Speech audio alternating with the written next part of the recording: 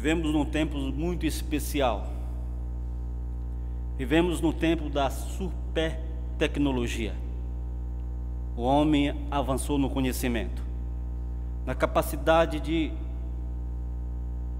avançar naquilo que era desconhecido há um século atrás. E essa capacidade trouxe ao homem o conhecimento avançado da comunicação, o conhecimento avançado de como ele pode controlar a humanidade. E assim surgiu, no meio dessa tecnologia, e eu posso dizer super tecnologia, surgiu o microchip. E é este assunto que nós trazemos até você, esperando que você compreenda cada ponto daquilo que vai ser destacado aqui e tire as suas conclusões. E fique certo de uma coisa, que nada podemos contra a verdade, a não ser a favor da própria verdade. Bom, uma coisa que nós devemos salientar, a tecnologia ela vem muitas vezes para auxiliar o homem, mas ela é uma faca de dois gumes, ela pode também ser utilizada para o mal. E quando se trata de profecia bíblica, nós temos assuntos muito interessantes que envolvem também um controle que vai usar a tecnologia para o mal. E nós vamos estar tratando hoje de drones, que são máquinas voadoras também usadas para fins ruins. Vamos falar dos robôs que estão sendo preparados para a última e grande perseguição do povo remanescente. Então nós vamos ao primeiro vídeo agora. Só na mesa, antes do primeiro vídeo, ser lançado o primeiro vídeo, quero dizer o seguinte: esse vídeo que vai ser mostrado, essa reportagem, ela mostra como foi longe e como a tecnologia ela conseguiu avanços surpreendentes, porque esse vídeo nos mostrará que o homem pode ler os impulsos cerebrais do ser humano através dessa tecnologia, dessa super tecnologia avançada que ora nós temos. Vamos ver a reportagem e tiremos as nossas conclusões para tão importante descoberta. Representar um avanço espetacular para milhões de pessoas com problemas motores, e tudo graças à força do pensamento. A cadeira de rodas parece se movimentar sozinha, anda para frente, desvia de obstáculos, sem que o cientista toque em nada. Ela é impulsionada por um motor, mas a direção é comandada pelo cérebro. Esta espécie de touca tem sensores em contato com o couro cabeludo e consegue ler 3 pensamentos. Quando o pesquisador quer que a cadeira vá para a frente, ele imagina que está caminhando. Para virar à direita, pensa na mão direita se fechando. Para o lado esquerdo, a mão esquerda se fechando. As alterações nas ondas cerebrais são captadas pela touca. A informação vai para um computador que manda a ordem para a cadeira. Todo esse processo leva 125 milésimos de segundo, ou seja, pensou, a cadeira obedeceu imediatamente. Esta pesquisa vai ajudar a superar uma barreira, criar uma tecnologia que possa ser usada por todo mundo. As ondas cerebrais variam de pessoa para pessoa. Este equipamento consegue captar as diferenças. Em no máximo 10 minutos, ele se adapta ao usuário e passa a entender o que ele deseja. O professor Kyuan Choi disse que o objetivo da pesquisa é ajudar pessoas com paralisia, mas pode servir para, no futuro, comandar outros equipamentos e até jogar jogos eletrônicos sem usar as mãos. Imagine um chip que funciona dentro do corpo humano e armazena todas as informações sobre a pessoa. A nova tecnologia está em teste nos Estados Unidos e já chegou ao Brasil. Nos Estados Unidos, cerca de 500 pessoas já implantaram um chip no corpo. Esta mulher é uma delas. O implante é feito com uma seringa. O chip é colocado geralmente no braço ou na mão da pessoa. Custa o equivalente a R$200 e uma taxa de manutenção de R$17 por mês. It's your lucky number. You're going to play that today.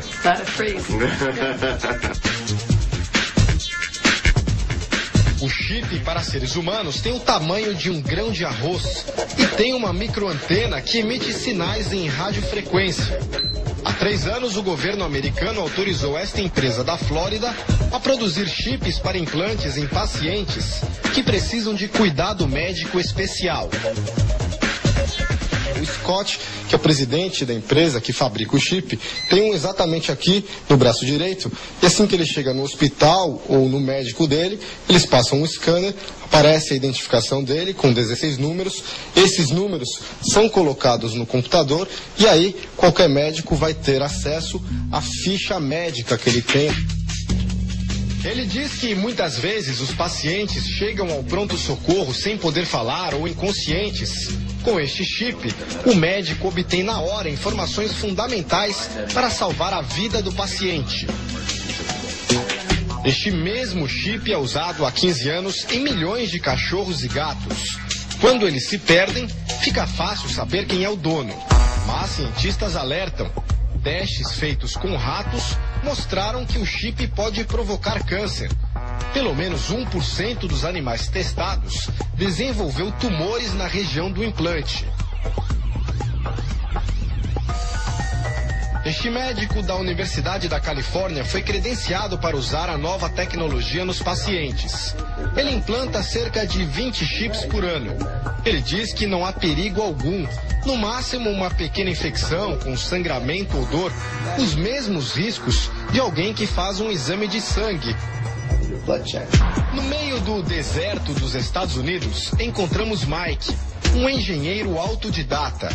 Ele é um dos pioneiros no uso do chip em seres humanos. Fez o implante na mão e agora não precisa mais de chave para entrar em casa. Basta acionar este botão e aproximar a mão da porta.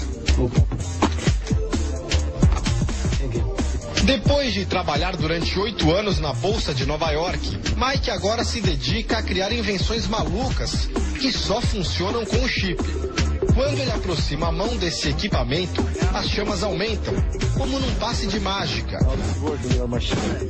As invenções de Mike ainda não têm aplicação prática, mas o inventor ficou famoso na pequena cidade onde mora. Todos acham que ele é um maluco e ficam fascinados com o que ele faz, conta esta mulher. Já este homem diz que jamais implantaria um chip porque não quer ser vigiado pelo presidente George Bush. Essa também é a opinião de Catherine. Ela é especialista em defesa do consumidor e é radicalmente contra o chip.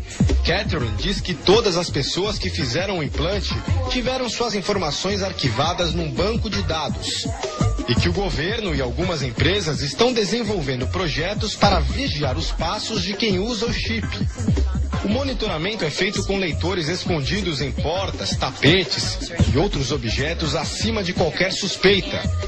A advogada afirma que o objetivo é descobrir os nossos hábitos, por onde andamos e o que fazemos. Alheio à polêmica, este outro jovem ficou famoso nos Estados Unidos depois de implantar um chip na mão.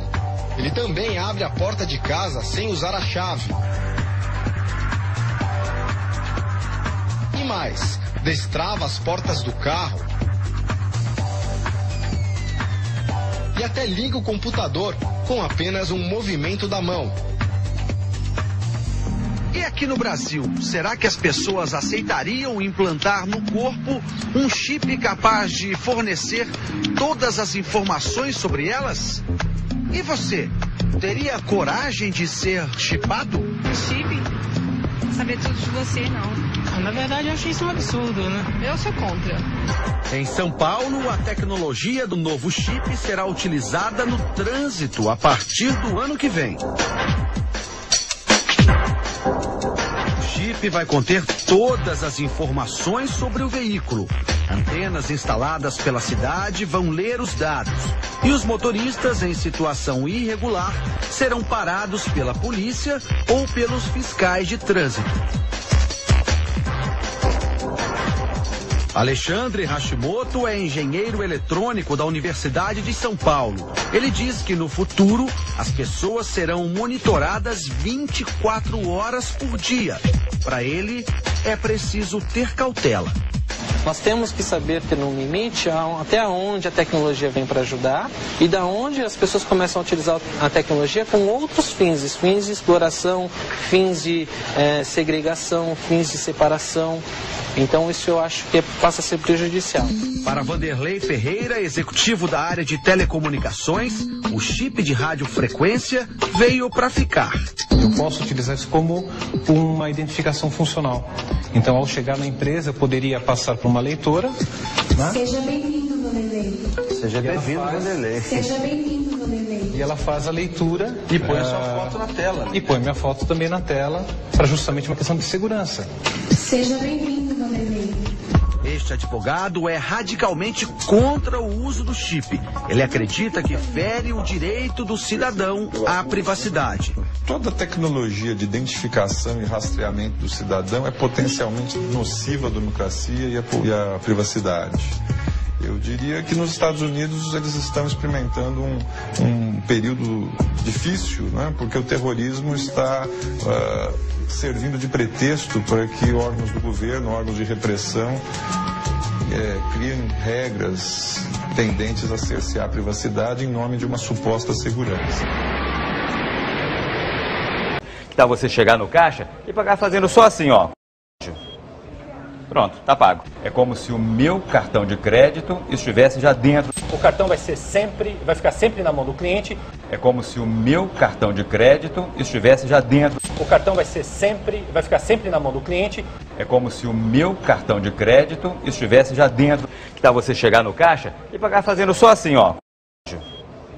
Pronto, tá pago. Que tal você chegar no caixa e pagar fazendo só assim, ó. Pronto, tá pago.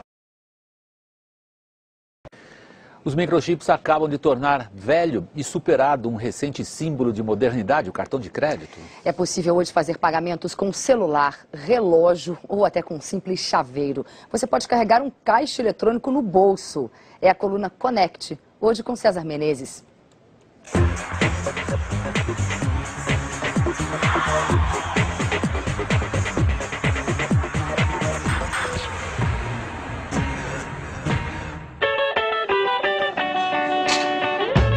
A delícia do almoço é sair do restaurante pensando só no sabor da comida. Lembrar da fila pode fazer mal. Às vezes até indigestão. Você comeu bem, estava tudo muito gostoso, mas, digamos, o momento menos agradável do almoço é sempre a hora de pagar a conta. Isso fica ainda pior quando a gente encontra uma fila deste tamanho, pois a nova tecnologia do cartão de crédito promete diminuir esse problema. Agora é assim, só passar o cartão em frente à maquininha. Não é preciso esperar a impressão do recibo e assinar. O que antes demorava em média 26 segundos, agora acontece em apenas 2. Pega uma fila, tem que esperar 5, 10 minutos, é muito? Depende da companhia, mas em geral é muito. A vida é muito curta, 4 minutos você faz muita coisa. Mas o assunto aqui é sem contato, ou contactless, em inglês, como foi batizada a tecnologia já em teste no Brasil. O cartão tem um segundo chip e uma antena. Essa propaganda que nós vimos aí sobre o chip, ela retrata uma coisa muito importante, que é, no final ele diz que é um chip que ele fará parte da sua vida, diz lá, e será grátis para todo mundo. Na realidade, é o controle total de cada ser humano debaixo da terra que for chipado. 24 horas chipado. Onde quer que ele se encontre, estarão acompanhando os passos do indivíduo. O que ele estiver fazendo, aonde ele for, não importa, ele estará sendo vigiado. 24 horas. É o que mostra essa propaganda, a importância dessa propaganda justamente para fazer a cabeça do indivíduo, já ir preparando as pessoas para, no dia, quando começar a implantação do chip, não haja resistência. E pensar que algo tão pequeno pode conectar você às coisas que realmente importam. Quando sua vida e tudo que você ama estão por um fio. Ele está sempre com você, quando cada segundo é essencial. Na sala de emergência, providenciando imediatamente informações médicas sobre você. Porque Bob não consegue se lembrar de tomar seus remédios. Porque eu amo meus netos. Porque posso planejar melhor minha vida. Porque agora eu cuido de 2 pessoas. Porque tenho diabetes e não sei me conter. Porque gastei minha vida e meus anos tentando salvar a sua. Chip. Um dia você também terá um. Ligue e encomende já o seu. É gratuito.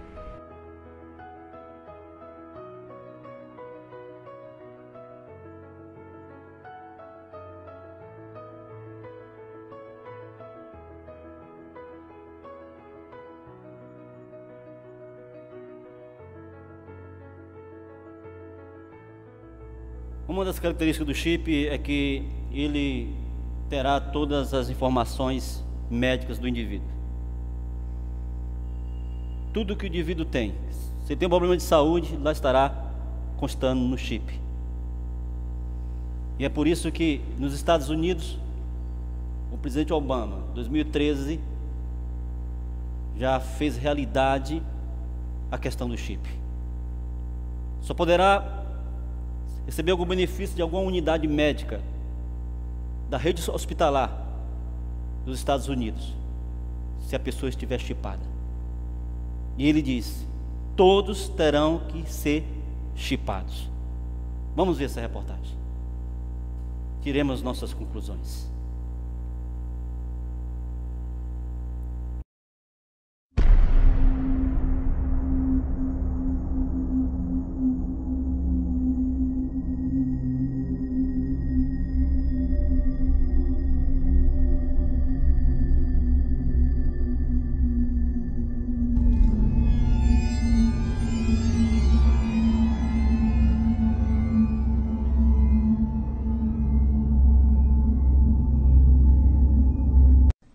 This compromise guarantees more than $2 trillion in deficit reduction.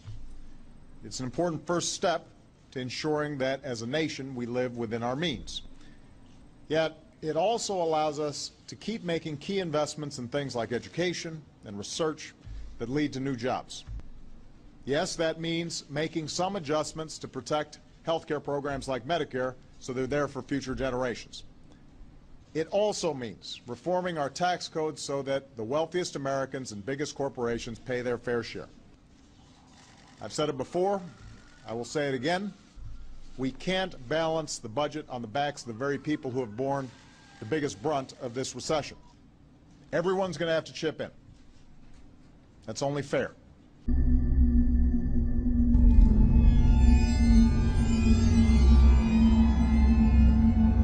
Everyone's going to have to chip in. That's only fair. Everyone's going to have to chip in. That's only fair. That's the principle I'll be fighting for during the next phase of this process. Nós temos uma coisa muito impressionante para mostrar para os nossos ouvintes. Está com mais de 2 ou 3 décadas atrás, quando vi Malgo, ele lançou esse livro, Controle Total. E neste livro aqui ele menciona um caso muito inédito, muito interessante. Isso aproximadamente 3 décadas atrás. Não se falava de chip. Não se falava das coisas que nós estamos vendo hoje. Mas nesse livro ele diz que teve uma experiência inédita que muito impressionou a ele. Quem era Vilmalgo? Vilmalgo é um missionário do Chamada da Meia-Noite e Notícias de Israel. Esse era um projeto que ele tinha nesse tempo, ainda tem, mas já é falecido. E Vilmalgo, ele é um homem religioso, pastor, missionário, e ele disse que um dos seus membros esteve certa feita em uma das reuniões da ONU, e essa pessoa, que era uma senhora, ela ouviu algo a respeito do controle total. Está aqui no livro o relato. O que ela ouviu? Lá na ONU, ela ouviu que eles estariam para estabelecer um controle de todo o planeta, de todas as pessoas no planeta. De que forma? O controle seria através de uma marca, de um controle tipo chip. Não fala que é chip, mas era um controle que ninguém passaria despercebido. Eles iam marcar as pessoas. Eles iam controlar as pessoas. E ela disse que, além do controle, essas pessoas iam receber uma certa quantidade de dinheiro. Cada pessoa controlada ia receber uma certa quantidade de dinheiro. Agora, o que mais me impressionou é que nessa menção, nesse relato que essa senhora ouviu lá na ONU, foi que eles disseram que essas pessoas controladas, elas receberiam uma certa soma de dinheiro, mas também teriam um dia que elas descansariam e que elas não fariam nenhum trabalho secular. E o dia que foi determinado foi o dia de domingo. O domingo seria o dia de repouso. Ninguém poderia trabalhar, ter nenhuma atividade de trabalho. Foi feita uma pergunta em plenário na ONU. E a pergunta foi: e quem não se submeter a este controle? Ou a esta lei? Foi respondido o seguinte: essas pessoas seriam caçadas e exterminadas. Agora, por que um homem desse, Vin Malgo, ele ia mencionar uma coisa num livro desse? Um homem que publicou mais de 35 livros, de grande credibilidade mundial, mas está escrito nesse livro aqui. Os Neemias, isso há quase 3 décadas atrás. Ele menciona isso aqui, esse relato. Isso nos impressiona. E hoje nós estamos vendo o quê? Nós estamos no ponto onde essas coisas realmente vão acontecer, estão acontecendo. O chip é a marca da besta. Nós temos que analisar 2 coisas em relação à marca da besta. Primeira, quem é a besta, para depois, na besta, procurarmos essa marca. Em segundo lugar, existem várias ferramentas de controle, existem vários artefatos que estão sendo inventados e ainda serão, de uma escala maior, trazidos a público. Mas essas ferramentas de controle, elas podem fazer parte desse sistema da marca da besta. Mas vamos à única definição que encontramos em fatos, em documentos, para o que é a marca da besta. Bom, aqui vamos ler. O Registro Católico de Londres, 1923, diz o seguinte, em Ontário, no Canadá: domingo é nossa marca de autoridade. A igreja está acima da Bíblia. E esta transferência da observância do sábado é prova deste fato. E qualquer protestante que guarda o domingo reconhece isso. Então, queridos, a Igreja Católica Romana afirma que o domingo, a solenidade dominical, o culto dominical, o descanso aos domingos é sua marca como autoridade de igreja, autoridade eclesiástica. Tem ainda outro registro histórico onde a Igreja Romana alega ter a autoria das leis dominicais e de todos a solenidade dominical. Na entrevista ao chanceler Thomas e do cardeal Gibbons, afirma o seguinte: Claro que a Igreja Católica alega que a mudança de sábado para o domingo foi seu ato. E o ato da mudança é a marca do seu poder eclesiástico e autoridade em questões religiosas. Queridos, nós não estamos aqui para inventar, nós não estamos aqui para poder distorcer nenhuma informação. Isso é a Igreja ICAR que afirma que o domingo, a solenidade dominical, é um ato de sua autoria. A Igreja Católica Romana, ela afirma isso.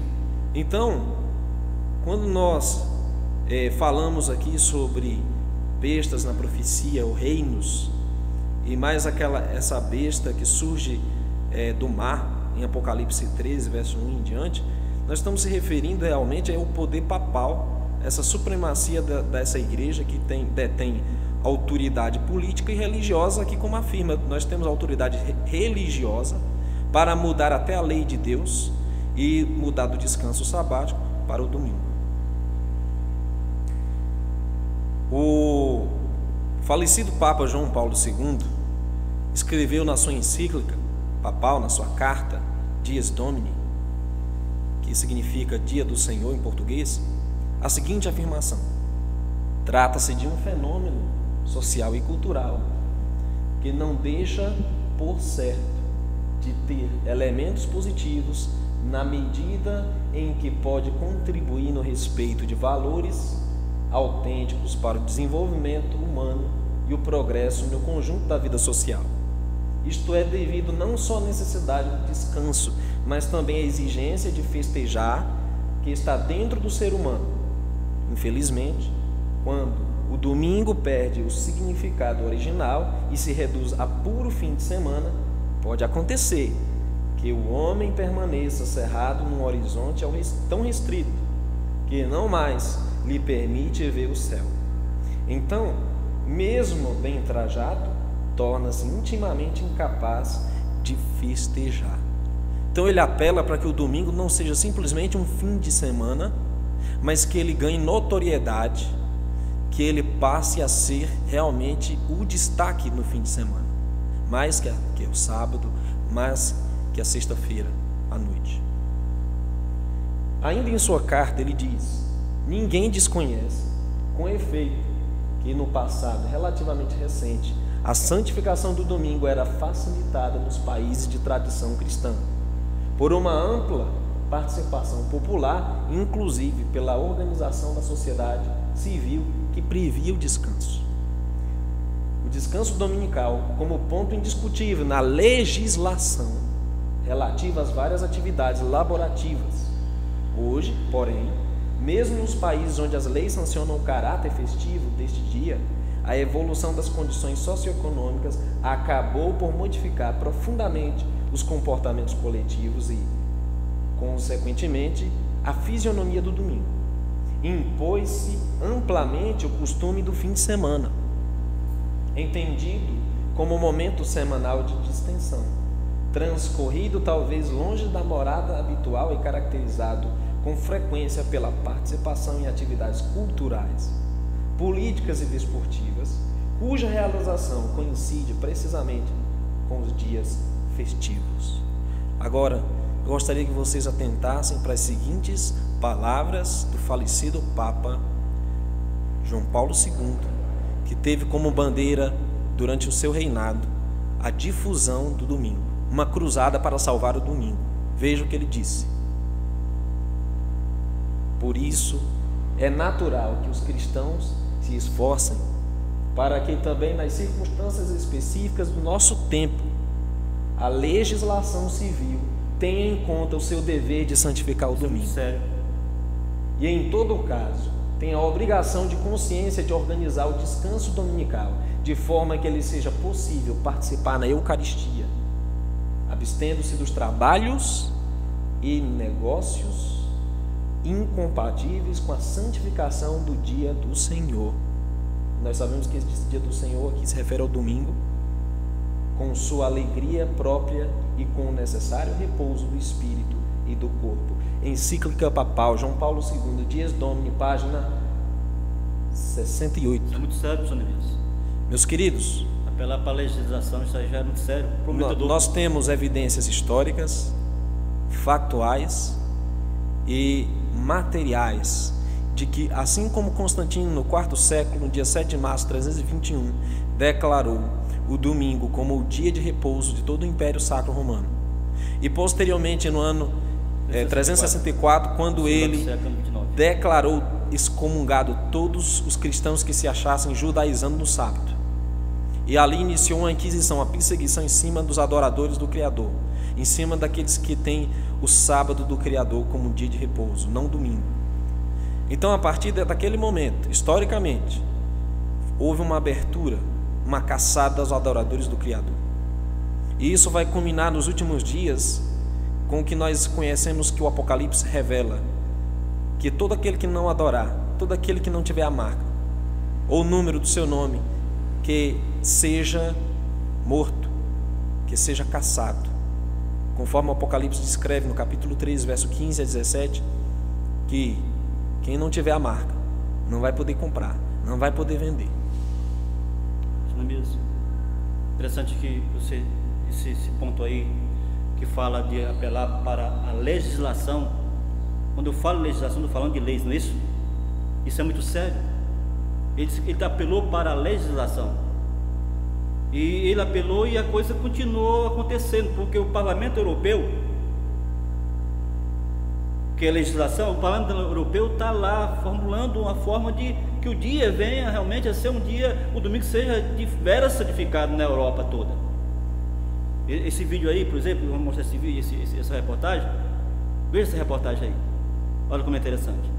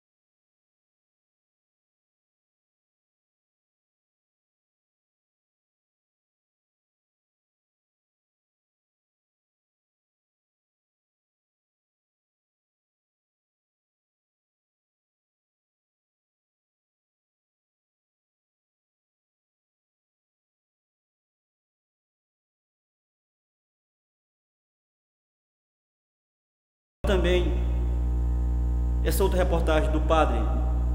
O senhor falou das aparições de Jesus que foram no primeiro dia, né? Houve em algum momento na igreja uma, digamos, uma oficialização de que o domingo seria o dia do Senhor, né? Um decreto ou algo que tornou isso oficial, ou ele veio com o costume mesmo e se tornou e seguiu até hoje? Veja, é uma coisa espantosa que desde os primeiríssimos momentos da igreja, a igreja se reúne no domingo. É uma riqueza, né, Padre Paulo? É algo que não foi assim um decreto, mas foi esta consciência da importância daquele dia. O descanso dominical só pode ser observado a partir do século IV, quando a lei civil sob Constantino quebrou o ritmo semanal, determinando a suspensão do trabalho no dia do Senhor, no dia do Sol.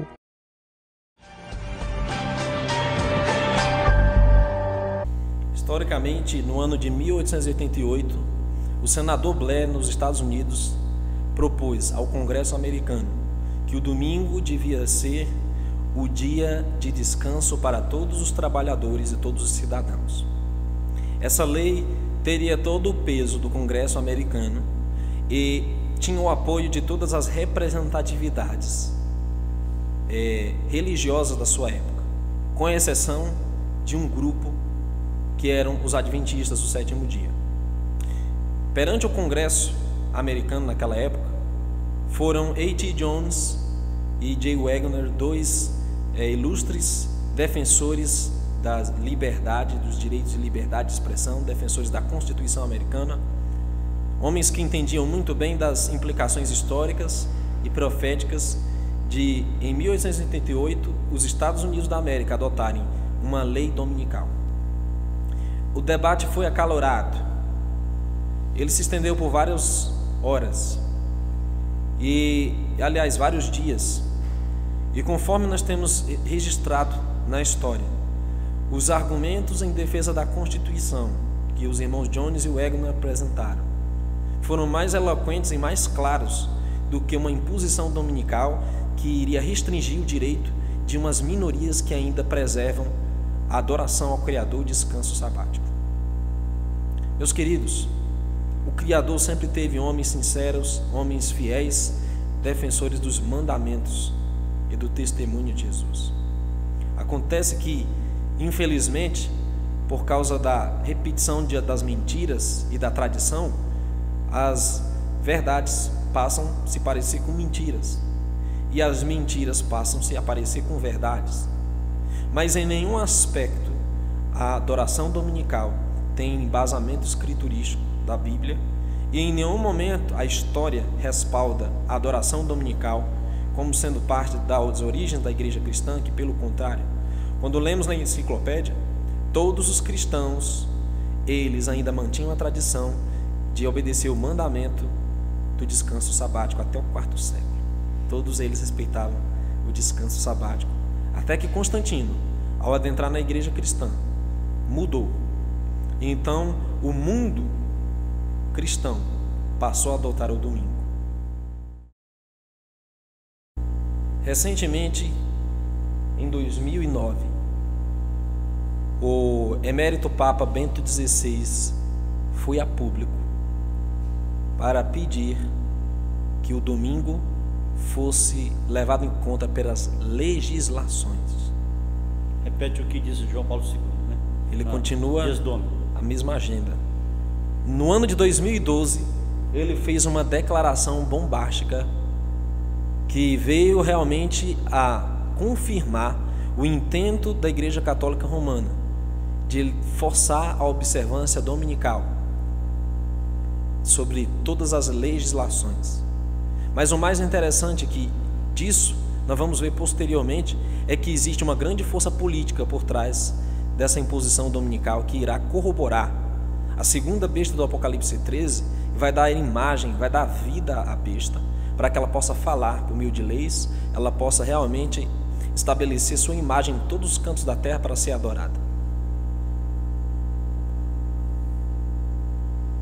Bom, aqui está a cidade do Vaticano, Roma, nos dias atuais. E esse foi no dia 16 de maio de 2012, foi recente. Em seu discurso, Bento XVI, evocando a celebração da terça-feira do Dia Internacional da Giornata Internazionale delle Famiglie, promovida pela ONU e dedicada quest'anno ao equilíbrio fra due questioni strettamente connesse, la famiglia e il lavoro. Este último non dovrebbe ostacolare la famiglia, ma piuttosto sostenerla e unirla, pelo contrário, aiutarla a ripresa la vita, ad entrare in relazione con la società e con la Chiesa. Auspico inoltre che la domenica, giorno del Signore e Pasqua della settimana, sia giorno di riposo, occasione per rafforzare i legami familiares. Meus queridos, isso aqui é um cumprimento profético parcial do que muito em breve vai acontecer.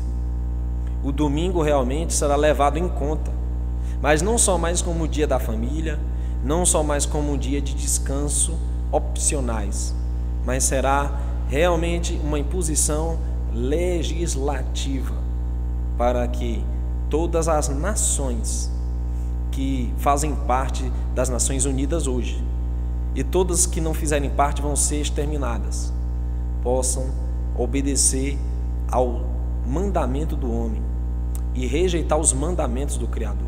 Aqui está um documentário nos jornais americanos. A repórter anuncia sobre a importância das leis azuis dominicais, chamadas de Blue Laws, porque são escritas em papéis azuis.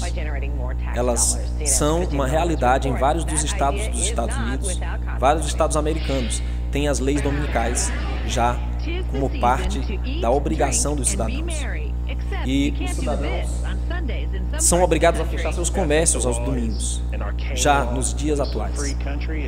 Os estados que são mais católicos e aqueles mais religiosos, o domingo é realmente levado em conta hoje como um dia de feriado, conforme consta no mandamento do Catecismo Romano, guardar domingos e festas. É um feriado nacional. E aqui temos um mapa dos estados que fazem parte dessas Blue Laws, essas leis azuis. E não se pode comprar nem vender aos domingos.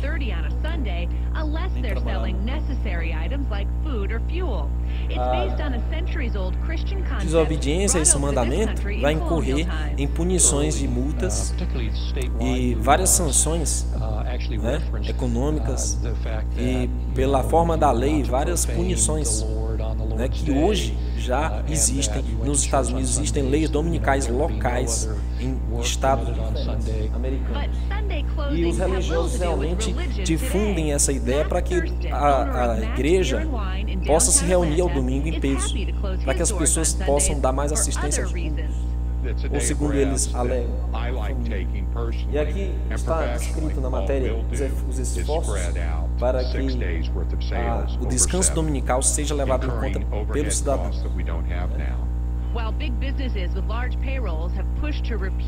Leis que restringem total vendas aos domingos. Na matéria da CNN, a maior rede, uma das maiores redes de notícias dos Estados Unidos. Isso é cumprimento profético. Os religiosos falam e isso é desde lei, autor das leis azuis. E essas leis azuis restringem totalmente vendas. E claro, grande parte da população é a favor, porque realmente a maioria deles são adoradores do sol. Haja visto que o domingo é realmente uma tradição pagã antiga, em que os pagãos antigos adoravam o sol.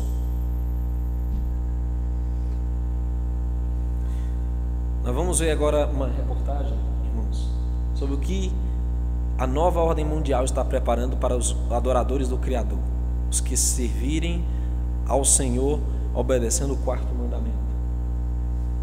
Drones são veículos monitorados à distância por controle remoto. Eles são usados atualmente nas guerras, na vigilância dos próprios cidadãos americanos, mas toda essa instrumentalidade será usada para perseguir os cristãos verdadeiros. Nos últimos dias, eles irão utilizar todo o mecanismo e toda a tecnologia existente contra o remanescente. Os remanescentes serão realmente monitorados por esses pequenos aviões aí, essas pequenas aeronaves que são controladas por computador à distância. Elas têm poder de fogo, têm câmeras de vigilância. Esses drones aí, eles já são uma realidade, estão sendo usados hoje na guerra dos Estados Unidos a vários países, como espiões, tanto no Irã, no Iraque, Afeganistão, né? Todos os países Coreia do Norte, onde existe inimizade contra a nova ordem mundial, o sistema dos Estados Unidos unido com a ONU. E nós estamos se aproximando, queridos, do dia em que só o Criador poderá nos livrar desse tipo de controle. Controle total. A super tecnologia a favor do último engano.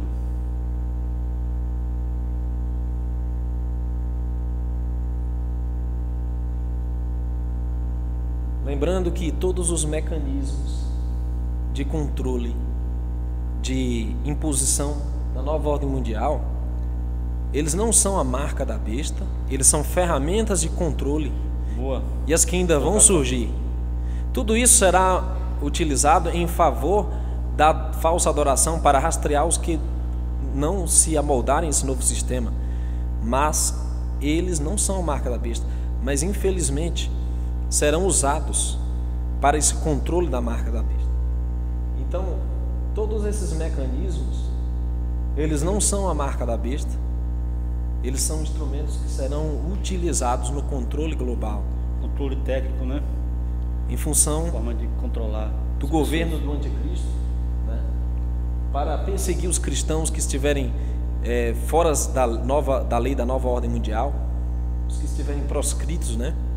Esses mecanismos estarão caçando os remanescentes nos últimos dias. E só o Criador, repito, só o Criador para nos manter a salvo. Somente o Criador. Temos que entender que esse remanescente proscrito, eles serão chamados de terroristas, porque não submetem à nova ordem mundial. Aqui estão alguns robôs humanos, é até onde a tecnologia alcançou nos dias atuais. Esse é um robô humano que tem todas as características de um ser humano, feições faciais, se movimenta. E aqui são robôs em teste, como nos filmes. Tudo que nós víamos nos filmes agora parece que está se materializando nos dias atuais. Esse é um tempo em que os cristãos vão ter que estar sobrevivendo a exterminadores do futuro, né? Como víamos que isso, de uma certa maneira, já preconizava essa nova ordem que iria surgir, né? E que iria, irmãos, realmente cercar os verdadeiros seguidores do Criador. Esse é um robô que aparentemente é um robô que está brincando, ele está aí se exibindo, né? Mas toda essa tecnologia, ela pode ser usada para os dois fins, tanto bons como maus. Retomamos a pergunta que fizemos inicialmente: o que será a marca da besta? Muitos dizem por aí e afirmam com todas as letras que a marca da besta será o chip, será o 66. Mas nós vimos que não é isso a marca da besta. Nós vimos que esse é um controle técnico. Tem que haver um controle. Mas, professor Neemias, a marca da besta, pela leitura profética do livro do Apocalipse, ela deixa muito claro que ela vem de um sistema de adoração. Ela faz parte de um sistema de adoração. Ela tem a ver com a adoração. Nós falamos tanto do domingo aí como algo que está sendo apelado para o poder legislativo colocar em evidência como um dia santo, um dia de guarda pela cristandade. Nós estamos vendo que se trata de adoração. Estão tentando colocar aí um sistema de adoração, uma marca registrada. Nós lemos, foi lido aqui anteriormente, que a Igreja Católica Romana considera o domingo como a sua marca de poder eclesiástico, porque ela que estabeleceu o quê? O domingo como dia de descanso para a cristandade. Outra coisa, evidentemente nós temos que entender e compreender o que diz a Bíblia, as profecias com relação a este acontecimento. Por exemplo, se nós formos para o livro de Daniel, não é isso? No capítulo 7, versículo 25, que diz que o homem do pecado trataria de mudar os tempos e a lei, não é isso? Há uma profecia do profeta Daniel. Eu gostaria até de ler essa passagem para que nós nos interássemos e aí a gente chegasse então à profundidade da compreensão que queremos apresentar neste momento, que tem a ver com a nossa história futura. Estamos dentro desta realidade e não podemos fugir. Aqui no livro de Daniel, capítulo 7, versículo 25, diz: e proferirá palavras contra o Altíssimo e destruirá o santo do Altíssimo, e cuidará em mudar os tempos e a lei. e eles serão entregues na mão por um tempos e metade de um tempo. Diz que haveria uma mudança da lei de Deus. Evidentemente que houve essa mudança, porque foi tentado tirar o quarto mandamento da santa lei de Deus, e foi colocado no lugar, conforme está no catecismo, um dia que não tinha nada a ver com a lei de Deus, que foi o domingo. Houve uma mudança, uma ruptura nos 10 mandamentos de Deus, escritos pelo dedo dele em duas tábuas de pedra, como está em Deuteronômio 31:18, que ele fez 2 tábuas de pedra e colocou ali os 10 mandamentos, falou e escreveu. Então houve uma ruptura do profeta Daniel, ele profetizou que isso aconteceria, e hoje nós estamos vendo essa luta na questão da adoração. Tudo se dá na questão de adoração. Professor Neemias, nós sabemos que isso é mencionado claramente no livro do Apocalipse, capítulo 13, verso 14.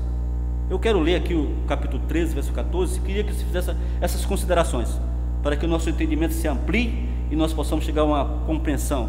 Os nossos ouvintes chegam a uma conclusão, uma compreensão, e na sinceridade de seus corações eles possam abraçar esta verdade que a palavra de Deus está sendo apresentada nesse momento. Vamos ver o que diz aqui.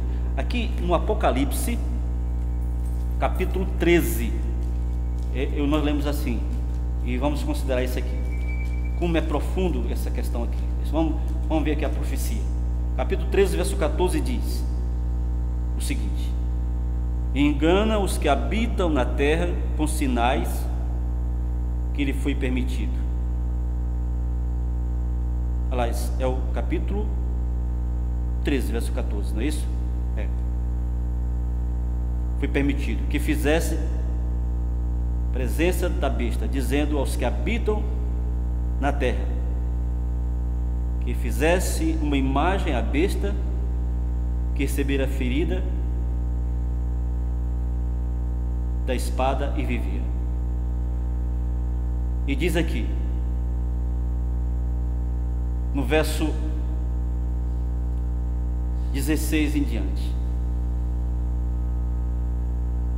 aliás, verso 15: e foi-lhe concedido que desse espírito à imagem da besta, para que também a imagem da besta falasse, e fizesse que fossem mortos todos os que não adorassem a imagem da besta. Está falando em adoração, no verso 15. No verso 16 diz: e faz que a todos os pequenos e grandes, ricos e pobres, livres e servos, lhe seja posto um sinal na sua mão direita ou nas suas testas, para que ninguém possa comprar ou vender, senão aquele que tiver o sinal, ou o nome da besta e o número do seu nome. Então, professor Neemias, é profundo a revelação profética, não é? Que está falando de adoração, está falando de sinal, está falando de uma marca. Concluindo, nós gostaríamos de dizer que vão haver apenas 2 grupos nessa reta final. De um lado, aqueles que têm a paciência dos santos e guardam os mandamentos de Deus e têm a fé no Salvador. Do outro lado, são aqueles que desobedecem os mandamentos do Criador. Todos que desobedecem os mandamentos do Criador, o sábado, as questões sobre idolatria, as questões sobre não blasfemar do nome do Senhor, pelo menos esses mandamentos mais esquecidos, né? E nós temos vários outros que mostram o nosso dever para com o próximo. Infelizmente, os que desobedecem os mandamentos do Criador vão estar adorando o anticristo. Não interessa se eles concordam ou não, se falem bem ou não. Se não aceitarem os mandamentos do Criador, infelizmente, vão estar incorrendo na falsa adoração. Na época do profeta Daniel, a punição era uma fornalha ardente para quem não adorasse a imagem que Nabucodonosor tinha levantado. Nos nossos dias será uma imposição de morte, será um decreto de morte que por fim irá provar os cristãos sinceros e verdadeiros. Queridos, peçamos ao Senhor, ao nosso Salvador, que estejamos firmes, sejamos verdadeiros, sinceros, às revelações que nós temos recebido da verdade, e você de modo nenhum será enganado. Quem segue homens vai adorar os homens, quem segue o Criador vai adorar o Criador e vai seguir os mandamentos do Criador. Pastor Neemias, então, nós concluímos o seguinte, que o sinal da besta, a marca da besta é o domingo. Será o domingo, implantado por imposições de leis, conforme uma apelação que já está sendo feita aos poderes legislativos. E o sinal de Deus, a marca de Deus é o sábado. Porque Ezequiel capítulo 20, aqui está escrito, capítulo 20, verso 20 e 20, verso 12, diz que o seguinte, o Criador diz: eis que dei os meus sábados, para que sirva de sinal entre mim e vós, para que saibais que eu sou o Senhor vosso Deus que os santifica. Então o sábado é o dia de Deus, é a marca de Deus. É a mesma coisa que quando nós lemos em Apocalipse capítulo 7, nós falamos da Terceira Guerra Mundial, no nosso documentário anterior. E mencionamos capítulo 7, no versículo 1 em diante de Apocalipse, que diz: depois destas coisas vi 4 anjos, que estavam sobre os 4 cantos da terra, retendo os 4 ventos da terra, para que nenhum vento soprasse sobre a terra, nem sobre o mar, nem contra a árvore alguma. E vi outro anjo subir do lado do sol nascente, que tinha o selo do Deus vivo, e clamou, ou seja, tinha um sinal, tinha a marca do Deus vivo, e clamou com grande voz aos 4 anjos, a quem fora dado o poder de danificar a terra e o mar, dizendo: não danifiqueis a terra, nem o mar, nem as árvores, até que hajam selados, marcados, assinalados, selados nas suas testas os servos de nosso Deus. E é por isso que Apocalipse capítulo 14, que é a última mensagem de Deus ao mundo, versículo 6 em diante, que é a última advertência, o último chamado, diz, Deus adverte, ele diz o seguinte, no capítulo 14 do livro do Apocalipse, ele diz assim, uma advertência depois que a última mensagem é dada, um chamado para adorar a Deus, a beleza da sua santidade. Ele diz aqui, capítulo 14, no versículo, precisamente no versículo 7 em diante, dizendo o seguinte, vamos ver o verso 6 em diante. E vi outro anjo voando pelo meio do céu, tinha um evangelho eterno para proclamar aos que habitam sobre a terra e a toda nação, tribo, língua e povo, dizendo com grande voz: temei a Deus e dai-lhe glória, porque é vinda a hora do seu juízo, e adorai aquele que fez o céu, a terra, o mar e as fontes das águas. Uma menção ao 4º mandamento da lei de Deus aqui. No verso 8 diz: e outro anjo seguiu, dizendo: caiu, caiu Babilônia, aquela grande cidade que a todas as nações deu a beber do vinho da ira da sua fornicação. E seguiu-se o 3º anjo, dizendo com grande voz: se alguém adorar a besta e a sua imagem, e receber um sinal na sua testa e na sua mão, também este beberá do vinho da ira de Deus, que se deitou, não misturado, no cálice da sua ira, e será atormentado com fogo e enxofre diante dos santos anjos, diante do Cordeiro. Então, queridos, o sinal de Deus é o santo sábado, sinal de adoração. O sinal da besta do Apocalipse 13 é o domingo. Isso aí está claro, que a palavra de Deus está clara, não tem como duvidar, está escrito. Nós estamos vendo aí o movimento. A nossa decisão é fazer parte do povo de Deus, como diz Apocalipse 12, versículo 17, onde o dragão está irado contra a mulher e vai fazer guerra ao restante da sua descendência. Quem são eles? Que guardam os mandamentos de Deus e têm um testemunho de Jesus.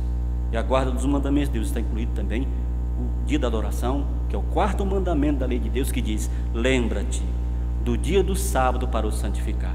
6 dias trabalharás e farás toda a tua obra, mas o 7º dia é o sábado do Senhor teu Deus.